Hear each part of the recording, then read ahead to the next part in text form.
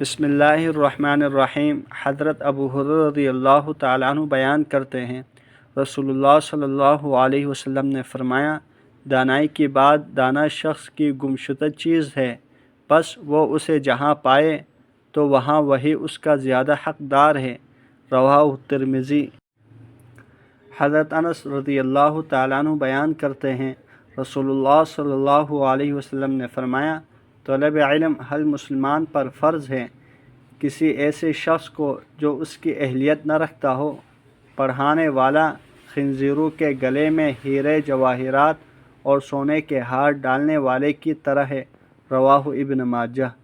حضرت ابو ہریرہ رضی اللہ تعالیٰ عنہ بیان کرتے ہیں، رسول اللہ صلی اللہ علیہ وسلم نے فرمایا، جس شخص سے علم کی کوئی بات پوچھی جائے جسے وہ جانتا ہو، پھر وہ اسے چھپائے تو روز قیامت اسے آگ کی لگام ڈالی جائے گی۔ رواہ احمد۔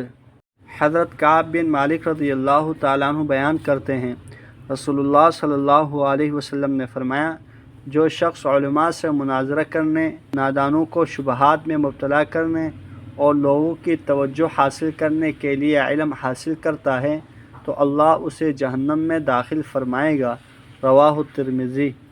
حضرت ابو ہریرہ رضی اللہ تعالیٰ عنہ بیان کرتے ہیں، رسول اللہ صلی اللہ علیہ وسلم نے فرمایا، جو شخص ایسا علم جس کے ذریعے اللہ کی رضامندی حاصل کی جاتی ہے، محض دنیا کا مال و متاع حاصل کرنے کے لیے سیکھتا ہے تو وہ روز قیامت جنت کی خوشبو بھی نہیں پائے گا۔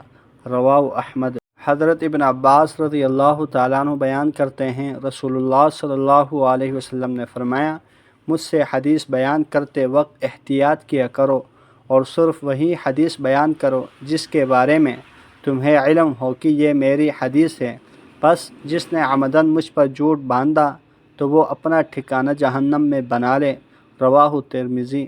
اللہ جل شانہ سے دعا ہے، جتنی احادیث ہم نے پڑھی سنی ان پر اچھی طرح عمل کرتے ہوئے دوسروں تک پہنچانے کی توفیق عطا فرمائیں۔ جزاکم اللہ خیرا۔